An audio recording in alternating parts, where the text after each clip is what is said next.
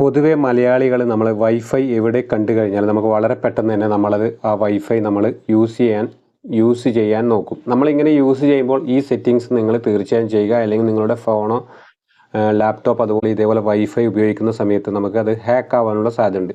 ഇതിനായി നിങ്ങൾ റെയിൽവേ സ്റ്റേഷനും അതുപോലെ തന്നെ എയർപോർട്ടിലൊക്കെ നിങ്ങൾ വൈഫൈ ഉപയോഗിക്കുന്നവർ ഈ സെറ്റിങ്സ് തീർച്ചയായും ചെയ്യുക. അതിനായി നിങ്ങൾ ചെയ്യേണ്ടത്, നിങ്ങൾ മുകളിൽ ഇതുപോലെ നിങ്ങൾ സ്ക്രോൾ ചെയ്യുന്ന സമയത്ത് നിങ്ങളെ വൈഫൈ ഓപ്ഷൻ നിങ്ങൾക്ക് കാണാം. ഇതിൽ നിങ്ങൾ അമർത്തി ക്ലിക്ക് ചെയ്യുക. ശേഷം ഇതേപോലെ ഏത് വൈഫൈ ആണ് നിങ്ങൾ കണക്റ്റ് ആയിട്ടുള്ളത് ഇവിടെ കണക്റ്റ് എന്ന് കാണാം. അതിലൊരു സെറ്റിങ്സ് കാണാം. ഈ സെറ്റിങ്സ് നിങ്ങൾ ക്ലിക്ക് ചെയ്യുക.